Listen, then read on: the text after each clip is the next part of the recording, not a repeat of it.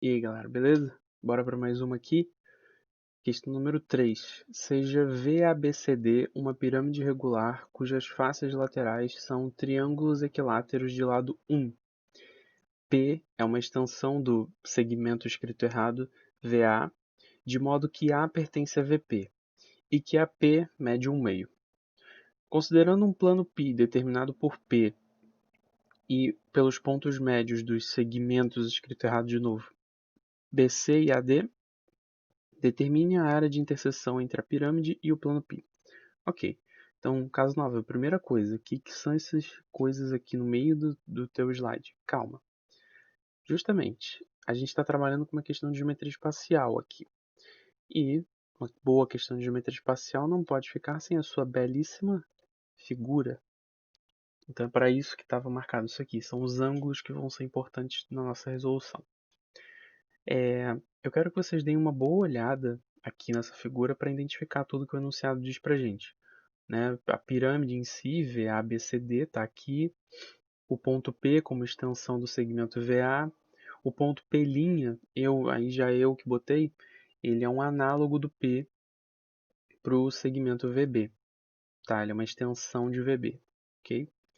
E a gente vai usar bastante ele um pouquinho daqui para frente. Bem, é isso.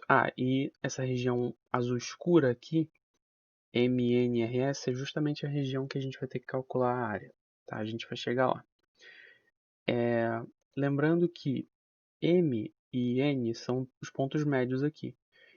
Então, esse segmento MN é paralelo a AB, paralelo a CD. Logo, ele mede 1, assim como esses dois segmentos. Casanova, como é que você sabe que AB e CD medem 1? Porque ele me falou. Ele falou que as faces laterais são triângulos equiláteros de lado 1. Em particular, DA, AB, BC, CD, todo mundo mede 1. Então, essa base aqui é um quadrado, ok? Então, não só MN mede 1, como DM e MA medem meio, né? Porque é um ponto médio de um segmento que mede 1. E, além disso, ele me falou que AP mede meio. Então, isso é bem interessante porque aqui a gente já tem um triângulo isósceles e a gente vai utilizar isso, tá bom? Então, justamente pensando nesses ângulos que eu marquei aqui, eu não vou fazer na figura para não poluir muito a figura, mas eu vou escrever todos aqui. No caso, a gente começa pensando no VAD.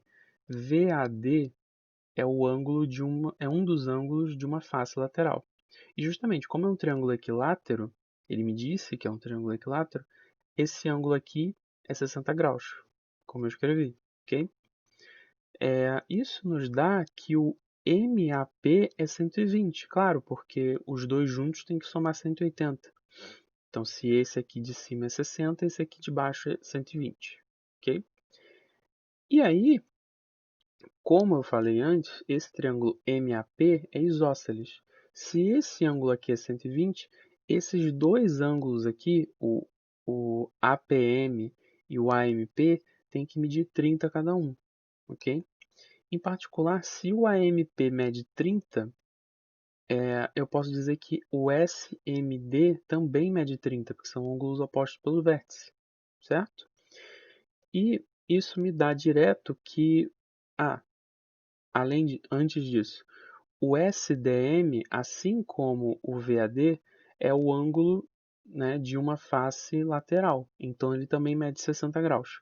E justamente com essas duas informações aqui, repara, SMD é 30, SDM é 60. Eu obrigatoriamente tenho que o ângulo DSM mede 90 graus. Percebe? É o triângulo egípcio, né? Então a gente fica com esse triângulo. Se a gente separar ele, essas informações todas dão esse triângulo aqui pra gente. Aqui mede meio, 60 graus, 30 graus, 90 graus. E justamente, analisando esse triângulo mais a fundo, a gente consegue encontrar tanto que MS mede raiz de 3 sobre 4, ok? Quanto, claro, se o SM, eu vou justamente trabalhar isso agora. O SM mede raiz de 3 sobre 4. E se vocês repararem bem, MN são simétricos em relação a essa pirâmide aqui. P e P' também. Justamente, esses segmentos aqui, P', R e PS, são segmentos totalmente simétricos em relação ao plano que passa pelo centro da pirâmide, sabe? Porque a pirâmide é regular. Então, se o SM é raiz de 3 sobre 4, essa também vai ser a medida do Rn, beleza? Então, já descobri o SM aqui, já joguei o Rn aqui também. E, além disso, eu obtenho que o ds, ou SD, vale 1/4, também analisando o triângulo apenas. Aí eu vou botar isso ali.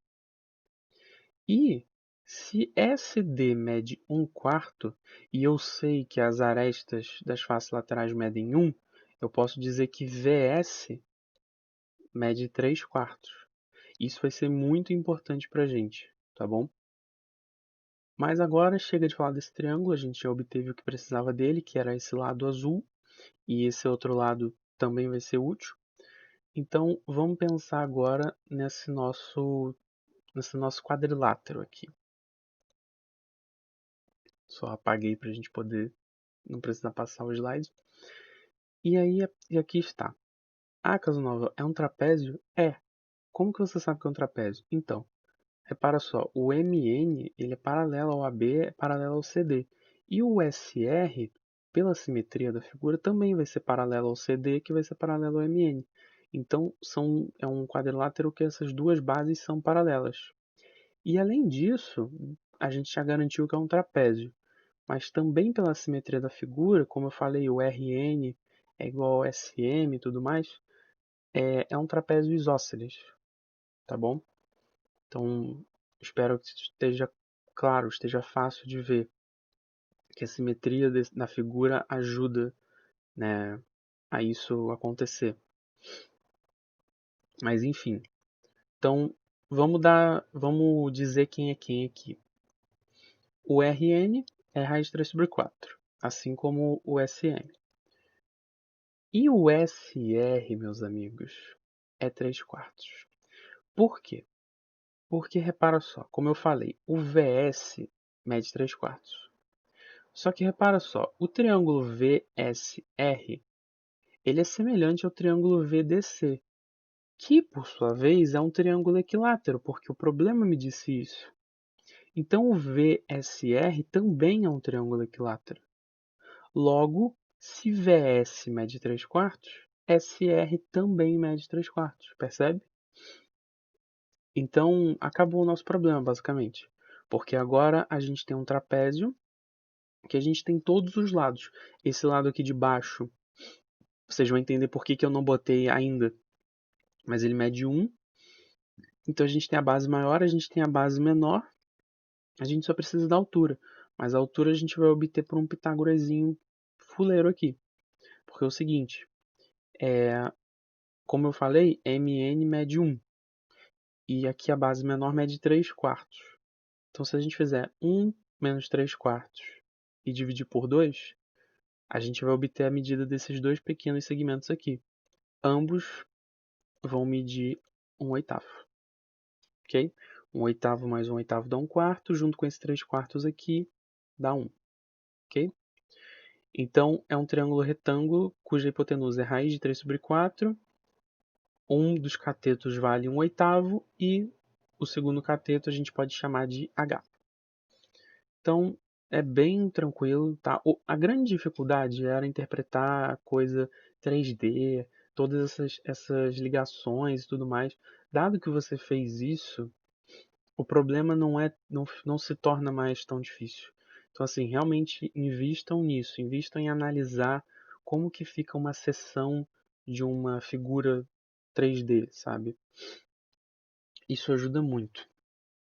Então, o H é raiz de 3 sobre 16, que é o raiz de 3 sobre 4 ao quadrado, menos 1 sobre 64, que é o 1/8 ao quadrado. Tá? Eu fiz mais rapidinho, porque eu acredito que ninguém vai ter problema nisso, mas só confere as contas e você vai chegar aqui.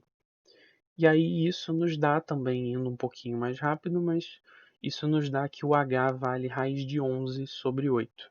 Tá? Só ajeitar os denominadores aqui, né? Botar todo mundo com 64. Você fica com 12 menos 1 aí sai o 11 que está aqui, tá? E raiz de 64 dá 8, evidente, tá? E pronto, você achou a altura, você tem a base menor, você tem a base maior, acabou. A sua área, então, vai ser a base menor, que é 3/4, mais a base maior, que é 1, dividido por 2, vezes a altura.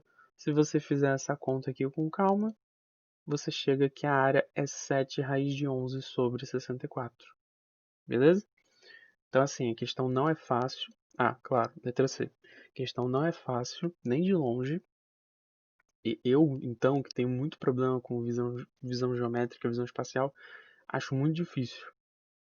Mas não é nada que você não consiga fazer, com um pouco de prática, com bastante prática, no caso, tá? Mas enfim, espero que vocês tenham entendido, tenha ficado claro para todo mundo e vamos para a próxima então.